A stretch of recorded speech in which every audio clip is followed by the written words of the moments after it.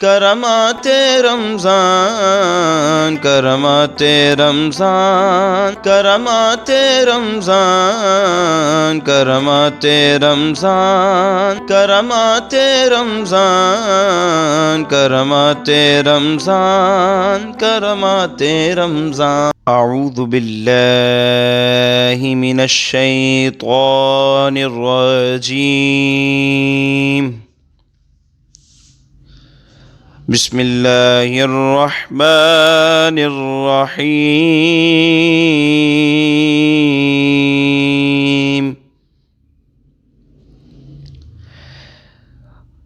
ما كان محمد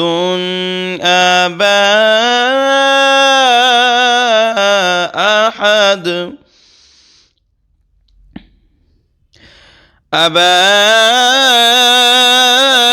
أحد من رجالكم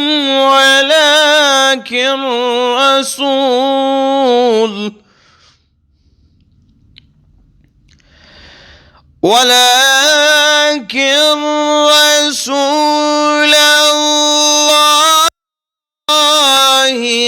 وخاتم النبيين وكان الله بكل شيء عليما صدق اللہ العظیم۔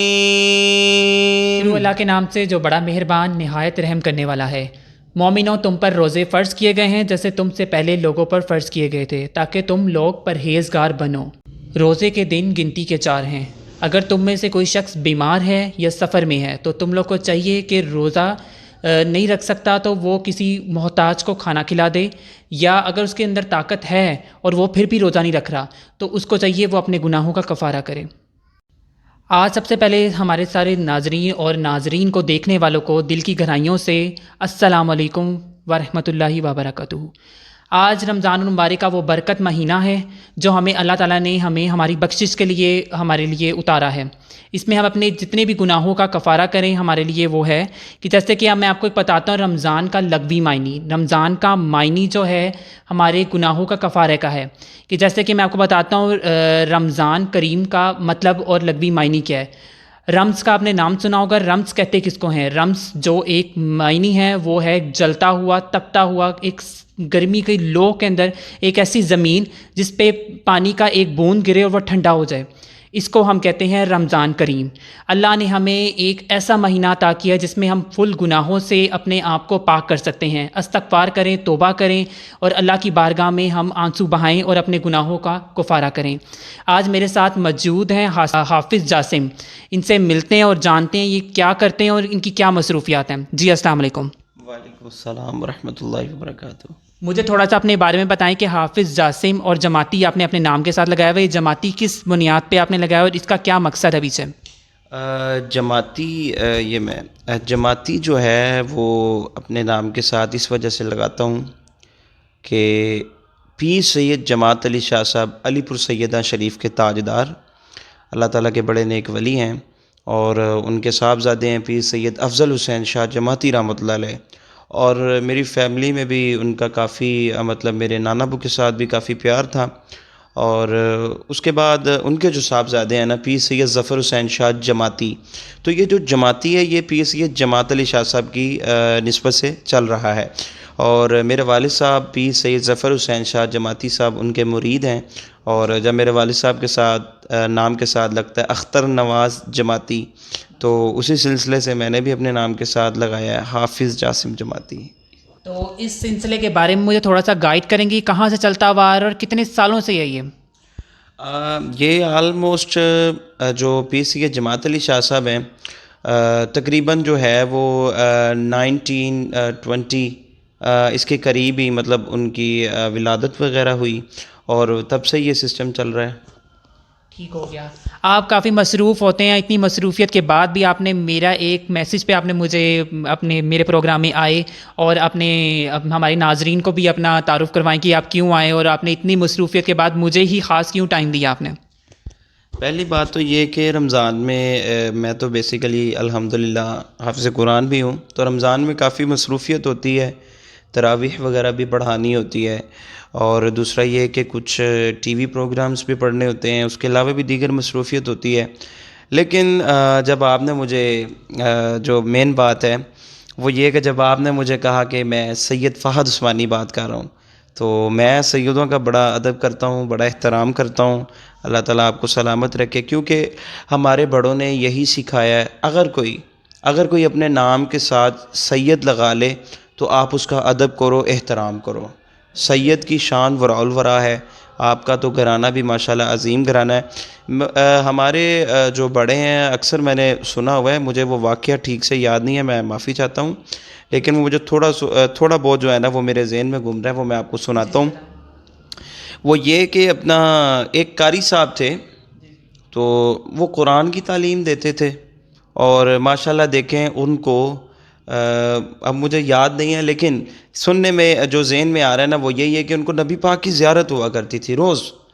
تو ایک دن اس طرح ہوا کہ انہوں نے ایک بچے کو نا, وہ پڑھ نہیں رہا تھا, کوئی ریزن ہوگی, تو اس کی بنا پہ انہوں نے بلایا, تو اس کو نا ایک تھپڑ مارا, صرف ایک تھپڑ مارا.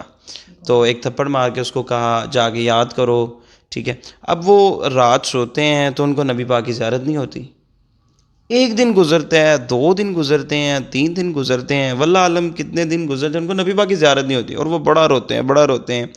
تو اگلا واقعہ تقریباً مجھے یاد نہیں ہے, لیکن واللہ عالم کوئی بزرگ ان کو ملا تھا, یا نبی پاک کی زیارت ان کو دوبارہ ہوئی, تو انہوں نے رو کے گرا کے, تو انہوں نے جب پوچھا کہ مجھے کیوں نہیں زیارت ہو رہی, تو تب انہوں نے مطلب یا کسی بزرگ نے ان تک پیغام آیا, یا واللہ عالم معافی چاہتا ہوں یاد نہیں ہے, تو ان کو بتایا کہ آپ نے فلانے دن فلانے بچے کو آپ نے تھپڑ مارا تھا, اور وہ تھا سید.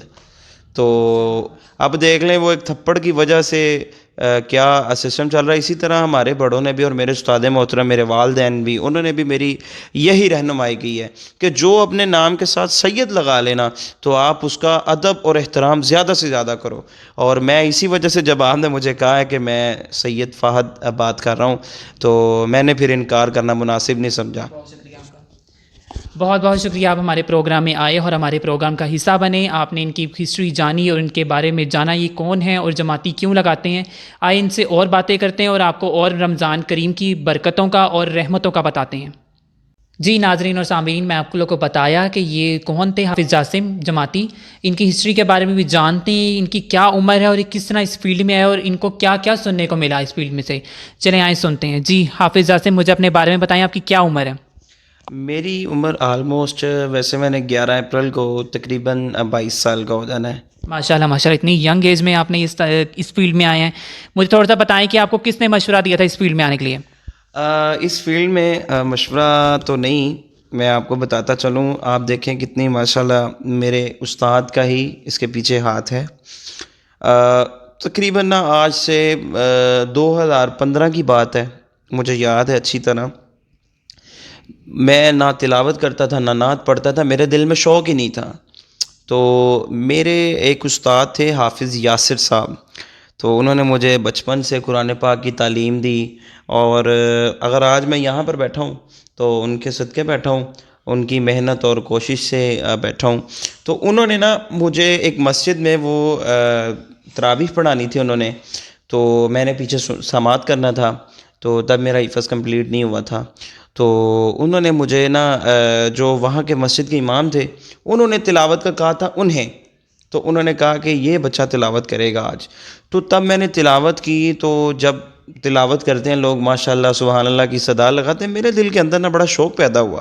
تو تب میں نے تلاوت بھی سٹارٹ کر دی, اور ساتھ میں نے نعت خوانی. اور جو نعت خوانی ہے, میں کسی کا شاگرد نہیں تھا, تو اللہ تعالیٰ میرے قاری صاحب کو جنت الفردوس میں اعلیٰ مقام عطا فرمائے. قاری اشرف نقشبندی سعیدی صاحب, وہ دنیا سے رخصت ہو گئے ہیں 2021 میں, میرا خیال ہے کہ 2021 میں وہ دنیا سے رخصت ہوئے. تو انہوں نے نا گزارش ہے کہ آپ ایک دفعہ ان کو یہ چاروں کل پڑھ کے اور کل شریف پڑھ کے آپ ان کو بخش دیں. رمضان کا پاک مہینہ ہے تاکہ ان کی بھی مغفرت ہو جائے. جی. تو قاری اشرف صاحب وہ پھر میں مطلب مجھے مطلب نعت کا کوئی طریقہ کار نہیں تھا پڑھنے کا، جس طرح جو آج کل سر کے ساتھ جس طرح پڑھا جاتا ہے ردم میں رہ کے، میں بڑا آؤٹ ہوتا تھا، ردم سے بہت آؤٹ ہوتا تھا. تو مجھے انہوں نے کہا کہ بیٹا آپ کسی کی نا شاگردی کر لو. تو انہوں نے بڑے مطلب استاد ڈھونڈے، لیکن مجھے لوگ بتاتے تھے کہ جو مطلب ان کے ساتھ لگ جاتا ہے نا تو وہ کامیابی ضرور پاتا ہے. میں سنتا رہا. تو میرے استاد ہیں مختار احمد صدیقی صاحب، ان کا بیٹا ماشاءاللہ محمد عمر صدیقی کافی انٹرنیشنل نعت خواں ہیں، یو کے میں بھی ماشاءاللہ پڑھ کے آئے ہیں میرے بھائی، اللہ انہیں اور عزتیں عطا فرمائے. تو ان کا میں شاگرد مجھے کروا کے آئے قاری اشرف صاحب، اور اگر آج میں یہاں پر بیٹھا ہوں تو قاری صاحب کے بدولت بیٹھا ہوں. تو انہوں نے ہی مجھے اس لائن پر جو ہے مطلب زیادہ فوکس کیا، شاگردی کا زیادہ مطلب انہوں نے حق ادا کیا. انہوں نے کہا کہ آپ ان کے شاگرد ہو، تو میں پھر ان کا شاگرد ہوا. تو جو پھر دوسری بات دیکھیں، میرے استاد جی نے میرے پہ بڑی محنت کی جن سے میں نعت سیکھ رہا ہوں. تو آج اگر یہاں کہ اللہ تعالیٰ نے آپ کے دل میں یہ حب ان کا ڈالا کہ آپ ان کی تلاوت کریں اور ان کی مینس کی اس دنیا سے ہٹ کر آپ اللہ کی طرف لوگ میں لگ جائیں. یہ بھی اللہ تعالیٰ کسی کسی کو دیتا ہے کہ آج کل کی نسل جو ہے 22ویں جو عمر ہوتی ہے، ایک ایسی عمر ہوتی ہے اس میں گانے وغیرہ اور ایسی عیاش طبیعت کے لوگ ہوتے ہیں. لیکن مجھے بہت فخر ہوتا ہے کہ دنیا میں ایسے بھی لوگ ہیں جو اتنی چھوٹی عمر میں اس فیلڈ میں اللہ سے لوگ لگا دیتے ہیں. جی جی. تو وہ پھر میرے استاد گرامی نے مجھ پر بڑی محنت کی. تو اب میں نے بتایا نا میں بڑا ردم سے آؤٹ ہوتا تھا، اب کوئی سر نہیں تھی. تو ظاہر ہے اب دیکھیں انسان سیکھ کے تو آتا نہیں ہے دنیا میں. تو اب میں اپنا استاد محترم کی نا ایک بات کو میں نے بڑا نا عمل کیا. انہوں نے کہا کہ جی یہ بچہ جو ہے نا سونا ہے، سونا سمجھتے ہیں گولڈ، تو یہ سونا ہے. میں نے کہا مجھے تو پڑھنا نہیں آتا تو مجھے سونا کہیں جا رہے ہیں. تو پھر اس کے بعد نا انہوں نے کہا کہ اس کو والی میں نے بنانا ہے. سمجھ رہے میری بات؟ سونا یہ اس کو والی میں نے بنانا ہے. تو وہ پھر انہوں نے بڑی محنت کی، کلاسز میں لیتا رہا، اور پھر ماشاءاللہ اللہ تعالیٰ نے بڑی عزت سے نوازا، بڑا مقام عطا فرمایا. اور استاد جی کے صدقے سے اور یہ قاری صاحب کی بدولت ہے کہ انہوں نے مجھے مطلب صحیح رستہ دکھایا کہ یہ رستہ ٹھیک ہے، تم اس رستے پر چلو. اور مجھے تھوڑا سا گائیڈ کریں گے کہ آپ کو کتنی مشکلات پیش آئی ہوں گی جب آپ نے نیا حفظ سٹارٹ کیا ہوگا؟ کافی شیطان نے تنگ کیا ہوگا، کافی باتیں سننے کو ملی ہوں گی معاشرے سے، تو مجھے تھوڑا سا اس کے بارے میں بتائیں آپ نے کیسے مینیج کیا؟ مینیج اس طرح کیا کہ اب دیکھیں جو آپ نے بات کی ہے، میں آپ کی بات بڑی کرنے لگا ہوں شیطان کی. شیطان تو ایسی چیز ہے، لعنت ہے اس پہ بے شمار. تو اس کو ہر دفعہ جو ہے نا لعنت، مطلب میں کہیں بھی پروگرام پہ جاتا ہوں نا تو میں شیطان کا ذکر ضرور کرتا ہوں، میں لعنت بھیجتا ہوں اس پہ. اب ریزن کیا ہے کہ آپ کو بھی پتہ ہے نماز بندہ نہیں پڑھتا شیطان کی وجہ سے. کچھ بندے کے اپنے اندر بھی گناہ کر کر کے زنگ لگ جاتا ہے دل کے اوپر. اب بڑی رکاوٹیں آئیں، اور حفظ کے دوران تو اس طرح ہوا کہ میرے قاری عاطف صاحب جنہوں نے مجھے حفظ کروایا، تو انہوں نے مطلب اب میرے ساتھ ایک بچہ آیا تھا، تو انہوں نے قاری صاحب نے میرے اندر بڑا جذبہ پیدا کیا. اب میرے ساتھ ایک بچہ آیا، وہ تھا قاری صاحب کا ہی شاگرد تھا، لیکن اس کو 30واں پارہ آتا تھا. تو ہمارے مدرسے میں جو تھا وہ 30واں پارہ پہلے حفظ کرواتے تھے، بعد میں یکم سے لے کے 29 تک. تو یہ کیوں کرتے ہیں؟ مجھے تھوڑا سا اس کے بارے میں گائیڈ کریں کہ 30واں پارہ پہلے اور اس کے بعد بھی پہلا، دوسرا، تیسرا. اس کی ریزن یہ ہے کہ اپنا صورتیں چھوٹی ہوتی ہیں، آسان ہوتی ہیں، تو بچے کا جو حفظ کا جو مطلب جذبہ ہوتا ہے نا وہ پھر تھوڑا سا بڑھ جاتا ہے.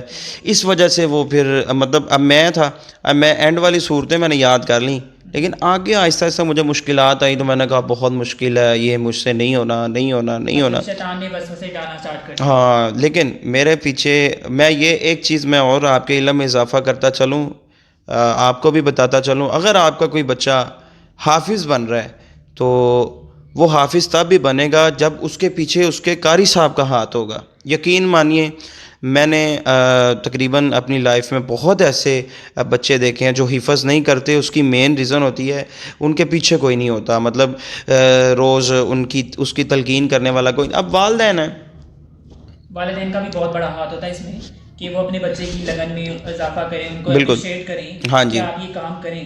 ایسے ہی میں ہے. نے بہت سے والدین ایسے بھی دیکھے ہیں جو حفظ کر رہے ہوتے ہیں بچے کو، کہتے ہیں کہ نہیں ہو رہا چلیں ٹھیک ہے آپ چھوڑ دیں، ایسے بھی ہوتے ہیں. ایسے ہی ہے، ایسے ہی ہے. لیکن جس کا پیچھے استاد ہو نا، استاد پھر ذرا کھینچ کے رکھتا ہے. اب میرے استاد نے مجھے کھینچ کے رکھا. انہوں نے، اب مجھے ڈر تھا کہ میں، اچھا ایک اور آپ کو بات بتاتا چلوں. ایک مرتبہ نا کلاس میں نا کسی وجہ سے قاری صاحب نے مجھے ڈانٹا، تو میں نے آگے نا گھر والدہ کو بتایا. تو اب والدہ آپ کو پتہ ہی ہے انہوں نے کیا کہنا ہے، میرے سے بڑا پیار کرتی ہیں. میرے والد صاحب بھی مجھ سے بڑا پیار کرتے ہیں، آج تک انہوں نے مجھے مارا نہیں ہے. تو اور نہ میں نے ان کو کبھی ایسا موقع دیا ہے. تو یہ بھی آپ کو پتہ ہے آج کے دور میں بڑی بات ہے. اللہ تعالیٰ مجھے اپنے حفظ و امان میں رکھے، ہر برائی کے رستے سے مجھے محفوظ فرمائے. تمام تو مسلمانوں کو. تمام مسلمانوں کو. تو وہ اس طرح ہوا کہ میں نے اپنی والدہ کو بتایا، تو میری والدہ نے میرے والد صاحب کو آ کے بتا دیا. تو میرے والد صاحب نے مجھے بڑا ڈانٹا کہ تم نے آ کے گھر قاری صاحب کی شکایت کیوں لگائی ہے. لے جی وہ دن گیا. میں نے اپنے آ کے گھر میں، اگر مجھے مدرسے سے ویسے کبھی مار تو نہیں پڑی، لیکن میں اگر پڑھتی بھی تھا تو میں گھر میں آ کے نہیں تھا بتانا. اب وہ میرے حافظ یاسر صاحب جو تھے، انہوں نے میرے مطلب پیچھے کافی سپورٹ تھی ان کی میری. وہ روز مجھے گائیڈ کرتے تھے. اب 30واں پارہ میں نے 3 مہینوں میں حفظ کیا. اور وہ جب، حالانکہ میں آپ کی بات کاٹ رہا ہوں، آج کل کے والدین ایسی ہیں کہ ان کو مدرسے سے کہیں سے بھی مار پڑتی ہے تو پیرنٹس فوراً بھاگتے ہیں کہ ہمارے بچے کو ہاتھ کیوں لگایا آپ نے. حالانکہ استاد کا میں نے سنا ہوا ہے ایک قول ہے کہ استاد جہاں پہ اس کے تھپڑ یا کوئی ایسی چیز لگتی ہے تو وہاں پہ دوزخ کی آگ حرام ہوتی ہے. حرام ہو جاتی ہے. یہ بالکل میں نے ایسا. سنا ہوا ہے. تو نہیں، ایسا نہیں کرنا چاہیے. اپنے بیٹوں اور اپنے بچوں کو اتنا دینا چاہیے کہ استاد کے پاس اگر وہ جا رہا ہے تو آپ کی نگرانی ہونی چاہیے، لیکن اتنی کھلی چھوٹ ہونی چاہیے کہ آپ کا اعتبار ہونا چاہیے کہ استاد جو سمجھا رہے ہیں وہ صحیح سمجھا رہے ہیں اور صحیح بات سے اس کو مان رہے ہیں. اور پھر اس کے بعد میں نے 30واں پارہ جب 3 مہینوں میں حفظ کیا تو میرے قاری صاحب، قاری عاطف صاحب، انہوں نے مجھے نا بٹھایا اور مجھے سمجھایا کہ یہ دیکھو یہ بچہ ہے آپ کے ساتھ آیا ہے. 30واں پارہ اس نے حفظ کر لیا تھا. اب اتنی عقل نہیں تھی، تو مطلب اتنی سمجھ بوجھ نہیں تھی. عقل تو ہے تھی لیکن اتنی سمجھ نہیں تھی. لیکن وہ قاری صاحب نے مجھے سمجھایا کہ بیٹا اپنے اندر جذبہ پیدا کرو، گھر میں پڑھا کرو. قاری صاحب نے بڑی تلقین کی. تو میں نے پھر نا سٹارٹ کر دیا میں نے حفظ. پھر آپ حساب لگائیں، اللہ تعالیٰ کی کرنی ایسی ہوئی کہ میرے استاد کا بھی پیچھے آتا، اس کے بھی والد صاحب استاد تھے، اس کا بھی آتا. لیکن وہ جو بچہ تھا نا جس نے 30واں پارہ ایک دن میں 2 دن میں سنا کے پہلے پارے میں لگ گیا، اور وہی جو بھائی تھا نا وہ تقریباً 1 مہینے بعد حافظ بنا مجھ سے. یقین مانیے 1 مہینے بعد حافظ بنا.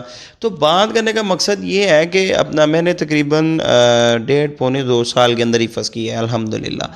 اور بات کرنے کا مقصد یہ ہے کہ جس کی، اللہ پاک سنبھالنے کی توفیق عطا فرمائے. آمین. کوئی بندہ سنبھالتا ہے اس کو. ہاں جی. اور الحمدللہ اس سال بھی میں تراویحوں میں سنا رہا ہوں قرآن پاک.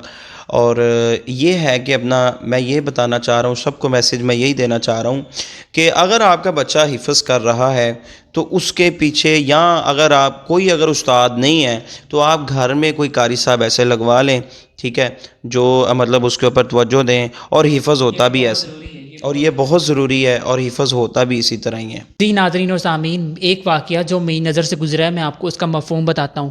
ایک مرتبہ حضور صلی اللہ علیہ وسلم ہمارے مسجد میں تشریف لا رہے تھے تو صحابہ کرام بیٹھے ہوئے تھے. تو انہوں نے کیا دیکھا کہ حضور صلی اللہ علیہ وسلم جب مسجد میں پہلا قدم بڑھاتے ہیں تو وہ کرتے ہیں آمین، دوسرا قدم بڑھاتے ہیں تو کرتے ہیں آمین، تیسرا قدم جب وہ بڑھاتے ہیں تو پھر وہ کہتے ہیں آمین. تو یہ سارا کچھ وہ دیکھ رہے تھے صحابہ کرام. تو جب حضور صلی اللہ علیہ وسلم تشریف لائے بیٹھے تو انہوں نے پوچھا کہ آپ نے آمین 3 دفعہ کیوں کہا ہے؟ تو حضور صلی اللہ علیہ وسلم نے ارشاد کیا، فرمایا کہ جب میں مسجد میں داخل ہو رہا تھا تو جبریل علیہ السلام میرے پاس آئے اور انہوں نے مجھے فرمایا بدبخت ہے وہ شخص، ہلاک ہے وہ شخص جو رمضان کریم کا مہینہ پائے اور اپنے گناہوں کا کفارہ نہ کر سکے. توبہ قبول ہو میری، توبہ قبول ہو، رمضان کے صدقے میری توبہ قبول ہو، توبہ قبول ہو میری، توبہ قبول ہو، رمضان کے صدقے ہماری توبہ قبول ہو، رمضان کے صدقے ہماری توبہ قبول ہو، توبہ قبول ہو، توبہ قبول ہو، توبہ قبول ہو، میری توبہ قبول ہو، توبہ توبہ توبہ قبول ہو، میری توبہ قبول ہو، توبہ قبول ہو، میری توبہ قبول ہو۔ ماشاءاللہ ماشاءاللہ، بہت خوب، بہت خوبصورت آواز کے ساتھ انہوں نے ہمیں کلام پاک سنایا۔ اب آگے بڑھتے ہیں، آپ کو دوسرے قدم کے بارے میں بتاتے ہیں۔ دوسرا قدم جب انہوں نے رکھا تو انہوں نے پھر وہی بات کی، بدبخت ہے وہ شخص، ہلاک ہے وہ شخص جو رمضان کریم میں اپنے بوڑھے ماں باپ، مطلب رمضان کریم نہیں، پورے سال میں اپنے بوڑھے ماں باپ کو پائے اور ان کی خدمت کر کے اپنے گناہوں کا کفارہ نہ کرا سکے۔ حافظ بھائی سے سنتے ہیں اس کا بھی کلام۔ رونق میلے گلاں باتاں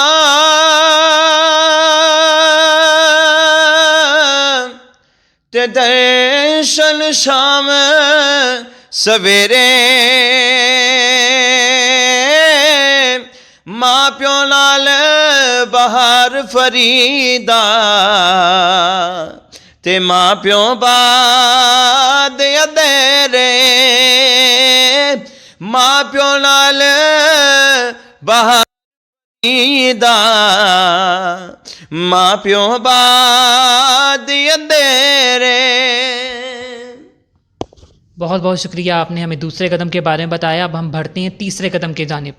ناظرین، تیسرے قدم کے بارے میں آپ کو بتاؤں تو تیسری مرتبہ جب انہوں نے آمین کہا تو اس کی وجہ یہ تھی کہ ہلاک ہے وہ شخص اور بدبخت ہے وہ شخص جو حضور صلی اللہ علیہ وسلم کا نام سنے اور درود اور سلام نہ پیش کرے۔ آئیں سنتے ہیں حافظ بھائی سے حضور صلی اللہ علیہ وسلم کی تعریف کے بارے میں۔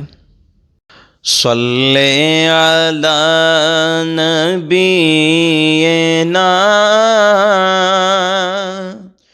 صلی علی محمد، صلی علی شفیعنا، صلی علی شفیعنا، صلی علی محمد، صلی علی کریمنا، صلی علی محمد۔